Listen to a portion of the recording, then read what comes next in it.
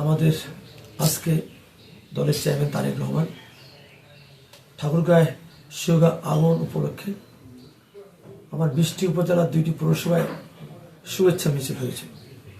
তার ধারাবাহিকতায় পাঁচফিরও শুভেচ্ছা মিছিল হয়েছিল।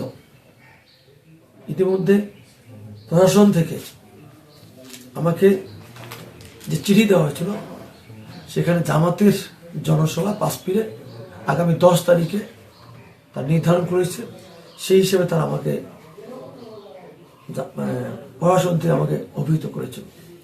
কিন্তু হঠাৎ করে তাদের পাঁচফিরে জনসভা এবং আমাদের শুভেচ্ছা মিছিল শেষে যখন নেতৃবৃন্দ চলে গেছেন, চলে যাওয়ার পরে আমাদের পাশে উঠান বসেছে, সেখানে চলে গেছেন। সেখানে আমাদের বিএনপির এক কর্মী, জামাতের এক কর্মী হ্যান্ডশেক করা নিয়ে, সালাম বিনিময় নিয়ে একটা কথা কাটাকাটি হয়। সেটার সূত্র ধরে জামাতের প্রার্থী শফিউল সুবি সেখানে হুঙ্কার দেন এবং মাইকের মধ্যে ধানের শীষের সমস্ত কর্মীকে জবাই করার হুমকি প্রদর্শন করেন। এর সাথে সাথে আমি বদা উপজেলা প্রশাসন এবং জেলা প্রশাসনের সঙ্গে যোগাযোগ করে জিনিসটা যেন, বিষয়টা যেন অতি দ্রুত একটা সরা হয় এবং কোনো অনাকাঙ্ক্ষিত ঘটনা না ঘটে, সেই জন্য বারবার কিন্তু আমি প্রশাসনের দ্বারস্থ হয়েছিলাম। এর ফাঁকে আমার দণ্ডবলের জনসভা 9টা-10টার সময় শেষ হওয়ার পরে আমার দেবীগঞ্জের মিটিং থাকে, আমি দেবীগঞ্জ চলে যাই।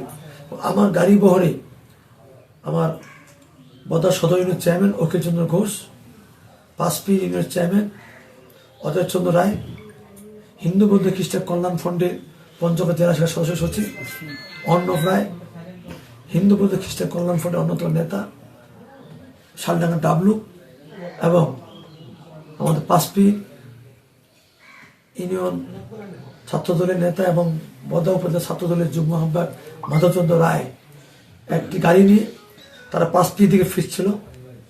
পথিমধ্যে দণ্ডগোল ইউনিয়নের খগেরহাট বাজার পার হওয়ার পরে প্রায় 30 থেকে 35টি মোটরসাইকেল ওতপেতে থেকে তাদের গাড়ি গতিরোধ করে এবং গতিরোধ করে আমাকে তারা খুঁজতে থাকে।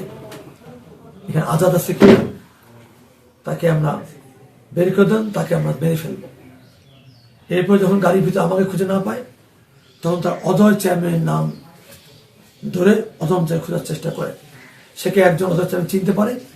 এরপর অজয় চেয়ারম্যানকে গাড়ি থেকে টেনে হেসে নিয়ে বিমানুল কিল ঘুষি এবং লাঠি সোটা আঘাত করে এবং যে গাড়িটা ছিল সেই গাড়িটা ভেঙে তছনছ করে এবং সেখানে অখিলচন্দ্র ঘোষ সদর ইউনিয়ন চেয়ারম্যান তাকেও হামলা, মারপিট, অস্ত্রশস্ত্র নিয়ে মারপিট করে আহত করে তাদের আত্মচিৎকারে যখন এলাকার জনগণ সাধারণ ছুটে আসে, তারা কিন্তু দিকবিদিক হয়ে 5টা মোটরসাইকেল পাশে ফেলে রেখে তারা কিন্তু পালিয়ে যায় এবং সেখানে কিন্তু 2 জন শিবিরের কর্মীকে সাধারণ জনতা কিন্তু সেখানে ধরে ফেলে।